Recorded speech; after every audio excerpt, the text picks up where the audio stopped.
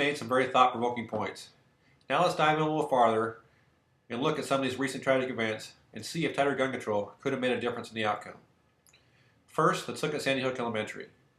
By now, I think everyone understands that Adam Lanza was in a very bad mental state during this ordeal. However, there are several conflicting reports on what weapons were actually used inside the school. Because of all these conflicting reports, let's look at it from the worst case scenario.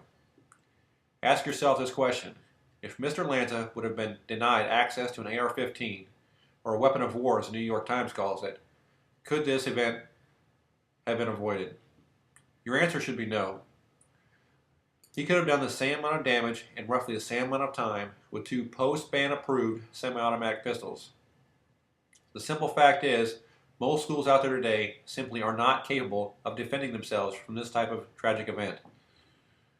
All the firearms used or found on the scene were legally purchased by his mother. Lanza was a minor and therefore couldn't purchase any of the weapons himself. So what would have stopped this from happening?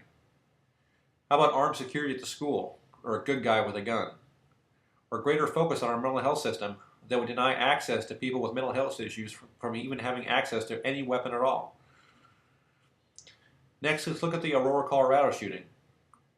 The items used in this shooting were tear gas, an AR-15, multiple handguns, and a 12-gauge shotgun. Again, all of these items were purchased legally. James Holmes walked into a theater and committed a horrible act. The same question can be asked in this instance. If Mr. Holmes would not have had access to this AR-15, would it have stopped him? Again, your answer should be no. Almost any 12 gauge on the market today could have done the same amount of damage in the same amount of time. Even if he'd have been only limited to 10 rounds in each one of his pistols, that would have only added a few extra seconds to reload each magazine. Again, the same two things could have stopped this from happening: armed security and greater focus on our mental health system.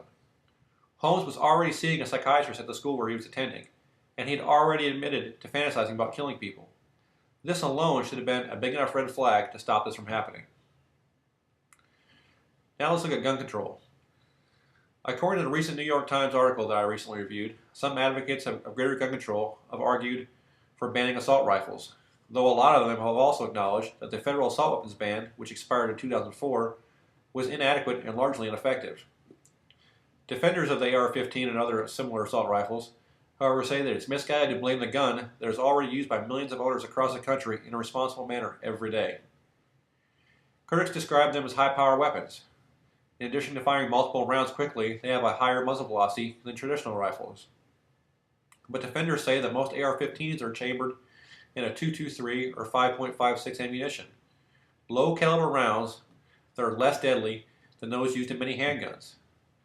And they cite statistics indicating that unlike handguns or shotguns, rifles of any type account for only a fraction of homicides in the United States.